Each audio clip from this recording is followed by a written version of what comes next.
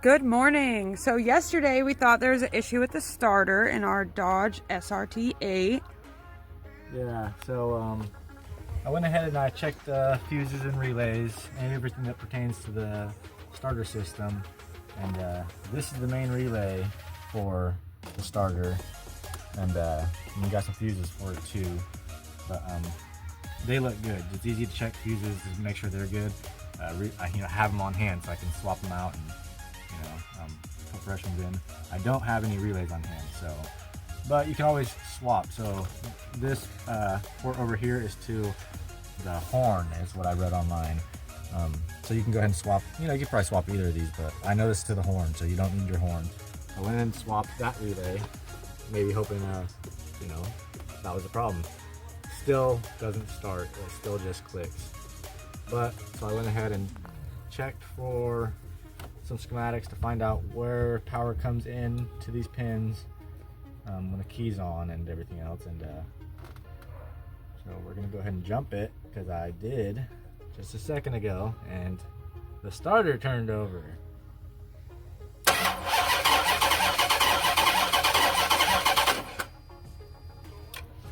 So that gallop's a little bit concerning. So it didn't start, but it's doing more than it did yesterday. Yesterday we would turn it and it would go tick, tick, tick, tick, tick, tick. Very weird noise. Now it's doing something. He's getting a bigger battery.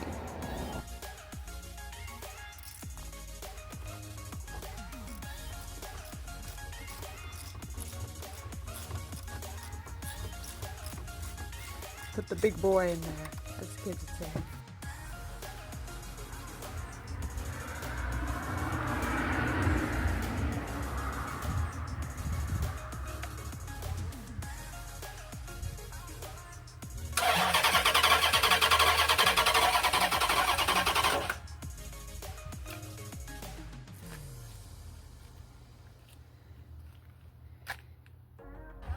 All right, hello, we are back. Let's see if we can get this Dodge started. All right, so we were having some issues getting it started before. I don't know what the problem was.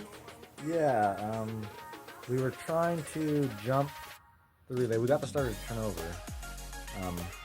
but it still wasn't firing. And it sounded like it had a slight gallop, but it was a little bit concerning. It could be like low compression making that noise. Putting a battery in again.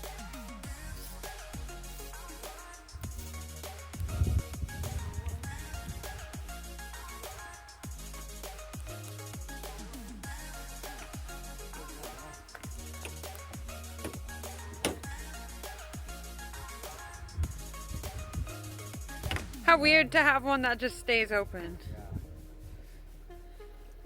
Alright, we got some stuff here that we might wait on the injector cleaner, because you want to actually run the entire, whatever you put in it, in that tank, you want to run through it.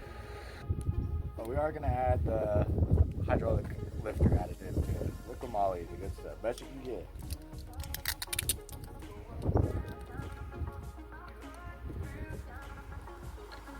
And that goes where? In the oil?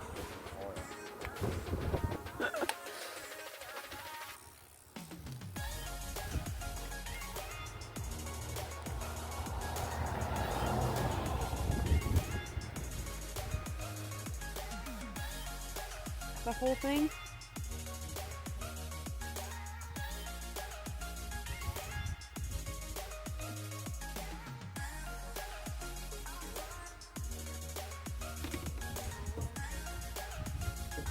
And then we got some cheapest of the cheap starting fluid. So it doesn't matter.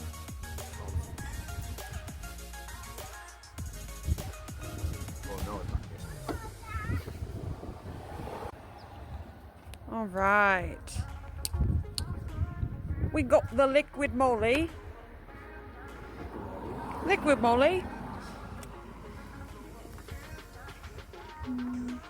That is started. Starter fluid.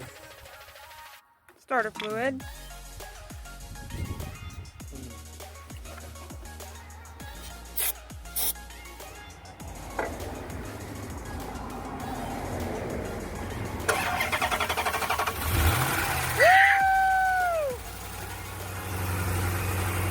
running. What you know about that? That's not too bad, actually. What is that?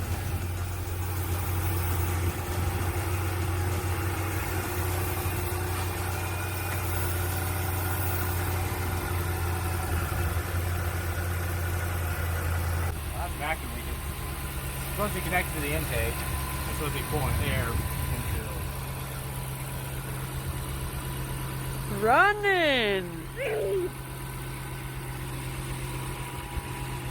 Sounds good. Got it running with some starting fluid. We also put this liquid moly.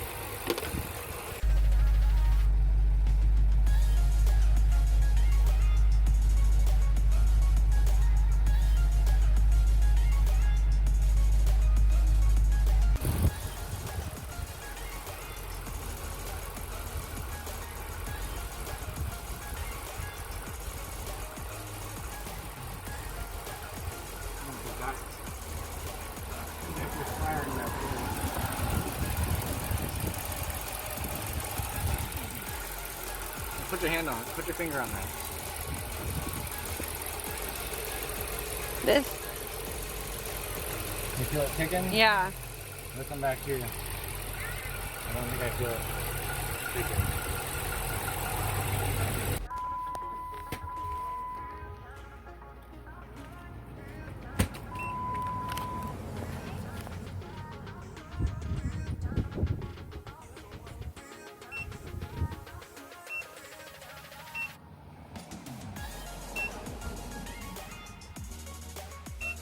Oh, cool. There's nothing there.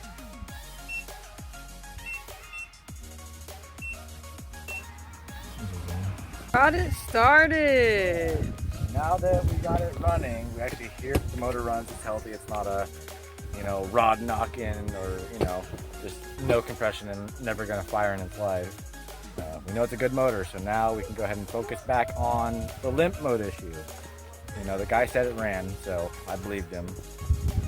But he said it's in limp mode, and I believe him on that too. So, yep, back to checking, suspect things like the tone rings that we already checked in the rear. We've got to check them in the front. And then, start replacing stuff that could cause the ABS to throw everything into limp mode, like brakes. So yeah, now we're going to start throwing some parts at it, freshen it up a little, and see where we can take it. Alright, so go ahead and like and subscribe our videos to follow along. And if you ever have any tap-in lifters, go ahead and check out some of this liquid moly hydraulic lifter additive. It's helped me a few times, so check this stuff out. Stay tuned.